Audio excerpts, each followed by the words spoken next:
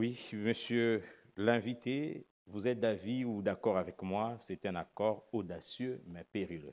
Commençons par audacieux. Est-ce que vous êtes d'accord que c'est un accord audacieux? Merci beaucoup. Avant d'arriver à vous répondre par rapport à votre question, j'aimerais dire ici, mon cher frère, que c'est une victoire, la signature de cet accord. Euh, le Congolais qui aime ce pays ne peuvent que saluer cet accord qui venait d'être signé Pourquoi les aujourd'hui. Congolais doivent saluer cet Et accord? ici, je profite pour encourager certains Congolais qui... Je suis en train de venir pour vous répondre. Mhm. Je suis en train ici de saluer... Vous savez, il y a des politiques qui sont un peu hypocrites, quand ça marche, ils se taisent. Et quand ça semble un peu bégayer, ils haussent le ton. Ici, j'aimerais sur votre plateau prestigieux féliciter le professeur Modeste Bahati Lukwebo, président de la FDCA, qui, avec son parti politique et le regroupement, ont félicité, salué et soutenu cet accord et demandé que cet accord soit exécuté dans son intégralité. Alors maintenant, je reviens à votre question pour répondre. Vous avez dit audacieux Et et périlleux. périlleux. Vous êtes d'avis? Je ne suis pas d'avis vraiment de ce que vous dites, mais moi je pense que c'est une victoire pour la République démocratique du Congo après 30 ans Pourquoi victoire? d'agression. Merci beaucoup. Victoire parce que c'est un accord qui est signé pour une paix définitive. Vous savez, la paix, c'est un processus. Nous avons fait plus de 30 ans.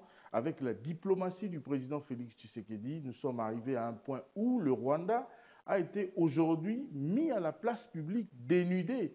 Aujourd'hui, le monde entier, et même l'Union européenne qui achetait les minéraux pillés de la République démocratique du Congo, est arrivé à condamner. C'est-à-dire, le Rwanda n'était pas condamné. Paul Kagame, c'était l'homme de la situation. C'est lui qui faisait ce qu'il veut en République démocratique du Congo. On l'écoutait, mais nous sommes arrivés grâce à la diplomatie du président de la République, Félix Tshisekedi pour ne pas le citer, une diplomatie très agissante où nous sommes arrivés au point que le Rwanda a été fragilisé.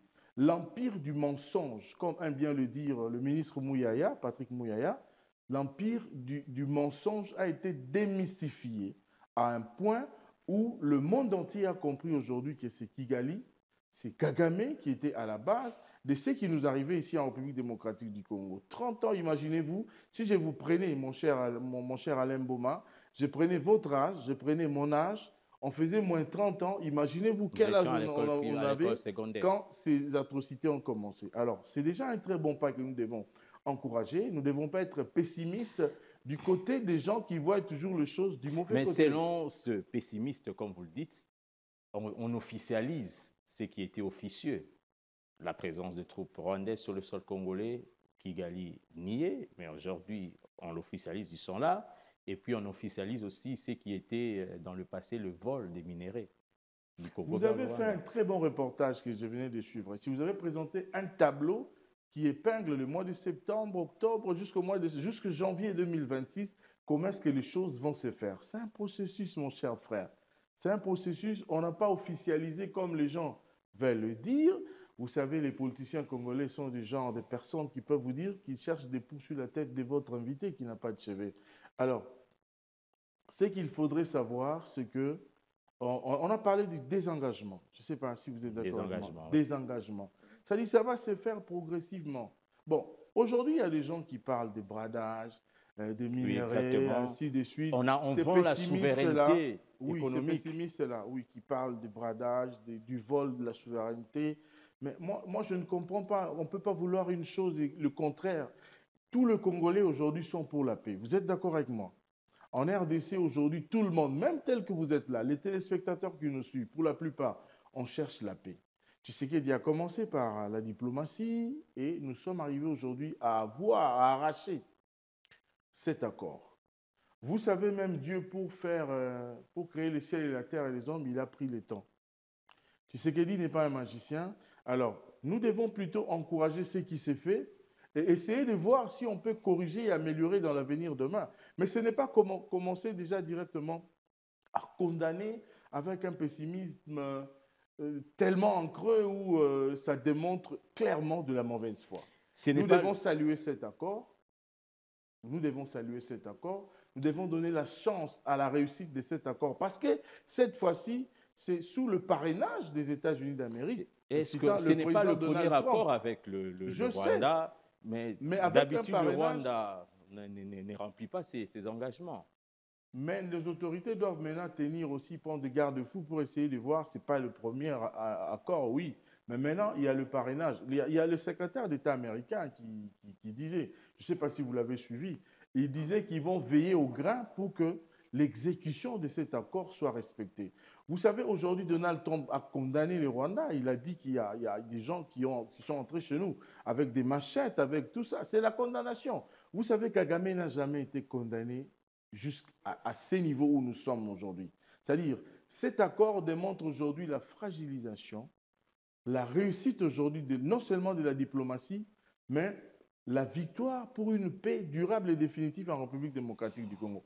Tel est notre souhait, parce qu'aujourd'hui, le nombre de morts que nous comptons, c'est plus de 15 millions de morts. Et c'est trop. Le sang de Congolais a assez coulé en République démocratique du Congo. Moi, je pense que cet accord, c'est le résultat aussi du travail que les hommes de Dieu ont mené, parce qu'il y a eu beaucoup de prières, beaucoup de jeunes, des hommes de Dieu, des pasteurs, des partout ils sont, qui ont fait ce grand travail pour la République démocratique du Congo, pour remettre, confier, et même lui-même, le chef de l'État, avait confié ces pays entre les mains de Dieu, quelque chose qui est très bien, parce que, vous savez, on n'allait pas arriver à signer cet accord, mon cher Mboma. À la ligne où les choses allaient, c'est-à-dire la partie rebelle, la partie barbare, excusez-moi de les appeler comme ça, c'est mon point de vue, parce qu'on ne peut pas tuer ses confrères, quel que soit l'intérêt que vous pouvez avoir pour le pouvoir. Non, non, non. Nous avons déjà réglé et résolu ce problème qu'il faudrait, pour accéder au pouvoir, passer par les élections. Alors, il ne faudrait pas, quelles que soient les raisons que vous pouvez avoir, tuer vos frères pour essayer d'accéder au pouvoir. Donc, aujourd'hui, je suis vraiment de ceux qui encouragent, de ceux qui soutiennent cet accord, comme le professeur Bahati Lukwebo et son AFDC, comme les autres partis politiques que je vois aussi, tous les politiciens qui sont en train de soutenir, d'accompagner cet accord, moi, je les encourage aussi. Et je décourage, avec ma dernière énergie, tous les Congolais qui sont en train de chercher des petites mouches et des petites bêtes dans cet accord. Je vous dis, mon cher Alain, il faudrait savoir que toute œuvre humaine a toujours des petites imperfections. C'est dans l'avenir qu'on pourra corriger. Mais ce que nous devons saluer d'abord, premièrement, c'est la paix.